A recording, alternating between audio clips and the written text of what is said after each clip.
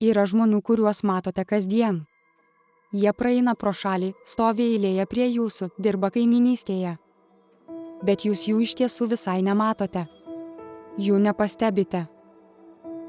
Jie nesėdi neįgaliojo vežimėlyje. Neturi ryškaus neįgalumo ženklo, kuris skelbtų apie jų būklę. Jie atrodo visiškai normalūs, tačiau jų kūnai kovoja. Kovoja kiekvieną dieną, kiekvieną akimirką. Tai yra tyli, nenuilstanti kova, kurią mato tik jie patys. Jie vadinami nematomais neįgaliaisiais. Tai žmonės turintys tikrą negalią. Negalią, kuri nėra matoma išorėje. Ir todėl ji dažnai nėra įskaičiuojama. Nėra įvertinama, pripažįstama. Tai tampa didžiausia jų gyvenimo našta. Nematoma negalia yra tikra. Tai nėra išgalvota, tai nėra apsimetinėjimas. Tai sudėtingos ligos, neurologiniai sutrikimai, lėtinės būklės, kurios alina organizmą. Šie žmonės patiria skausmą, nuovargį, sunkumus judant ar susikaupiant. Jų protas gali būti aštrus, bet kūnas neleidžia gyventi pilnavertiškai. Nematoma negalia gali pasireikšti daugybę formų. Tai gali būti lėtinės ligos, autoimuninės būklės, psichikos sveikatos iššūkiai ar neurologiniai sutrikimai. Visi šie sutrikimai sukelia didžiulius sunkumus. Jie dažnai susiduria su nepasitikėjimu. Su klausimais, kodėl jie negali tiesiog pasistengti labiau. Su nepagrįstais kaltinimais tingumu. Tačiau jų negalia yra tokia pat reali kaip ir matoma. Ji tiesiog paslėpta nuo pašalinių akių. Ir šis paslėptumas tampa didžiausiu iššūkiu. Valstybės skiriama pašalpa dažnai yra per maža. Per maža, kad būtų galima išgyventi oriai. Per maža, kad padengtų būtiniausias išlaidas. Nuomos kompensacija nepadengia viso buto nuomos.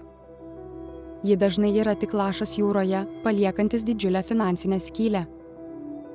Ši skylė tik gilėja su kiekviena diena. Jie susiduria su nesibaigiančia biurokratija, su dokumentų kalnais neaiškiomis taisyklėmis, su nuolatiniu įrodinėjimu, kad jų negalia yra tikra.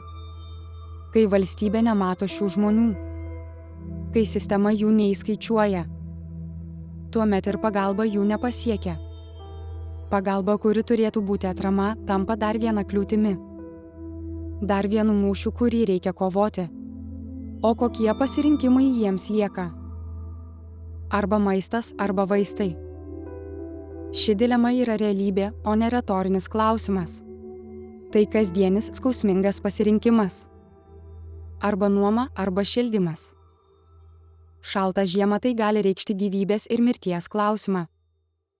Tai nėra patogumų pasirinkimas, tai išgyvenimo klausimas. Arba sveikata, arba pastogė. Tai pasirinkimas tarp gyvybiškai svarbaus gydymo ir galimybės turėti stogą virš galvos. Tai sprendimas, kuris laužo širdį. Šie pasirinkimai nėra tinginystė. Tai nėra apsimetinėjimas. Tai tikrai nėra sąmoningas pasirinkimas. Tai yra priverstinis pasirinkimas nulemtas sistemos trūkumų. Tai yra bejėgiškumas, kai nėra kitos išeities. Tūkstančiai nematomų neįgaliųjų gyvena po radaru. Jie slepiasi šešėlyje, nes bijo būti teisiami. Jie vengia dėmesio, nes žino, kad bus nesuprasti. Tačiau jie gyvena ant paties žlugimo slenksčio. Kiekvieną dieną. Kiekviena klaida, kiekvienas netikėtas mokestis gali nustumti juos į bedugnę. Jų kova yra tyli, bet nesibaigianti. Tai yra nuolatinė įtampa, nuolatinė baimė. Baimė, kad sistema juos pamirš, paliks likimo valiai. Nematoma negalia gali būti tikrai nematoma. Tačiau sunkumas tikrai ne. Sunkumas yra apčiuopiamas, alsuojantis, skausmingas. Šis sunkumas yra realus. Jis paliečia kiekvieną jų gyvenimo aspektą. Nuo paprasčiausių kasdienių užduočių iki galimybės gyventi oriai. Atėjo laikas pamatyti. Pamatyti tuos, kurie slepiasi šešėlyje. Pamatyti jų kovą, jų skausmą. Pamatyti, kad jie yra mūsų visuomenės dalis. Pripažinti. Pripažinti, kad nematoma negalia yra reali. Pripažinti, kad jie reikalauja tos pačios pagarbos ir paramos kaip ir bet kuri kita negalia. Ir reikalauti pokyčių. Reikalauti, kad sistema būtų humaniškesnė. Reikalauti, kad pagalba būtų tinkama, o biurokratija paprastesnė. Reikalauti, kad nebūtų jokių arba pasirinkimų tarp maisto ir vaistų. Reikalauti, kad orus gyvenimas būtų prieinamas visiems. Pasidalinkite šią žinią. Papasakokite kitiems apie nematomą negalią. Kalbėkite apie tai. Pasidalykite šią realybę su visuomenė. Kalbėkite garsiai. Nes tyla yra tai, kas mus daro nematomus. Tyla yra tai, kas palieka juos vienišus kovoje. Savo balsu galime juos išlaisvinti. Galime padėti jiems išeiti iš šešėlio. Galime padėti jiems būti pamatytiems. Prisiminkite, kad nematoma negalia nėra pasirinkimas. Tai yra realybė, su kuria susiduria tūkstančiai. Ir mes negalime jų ignoruoti.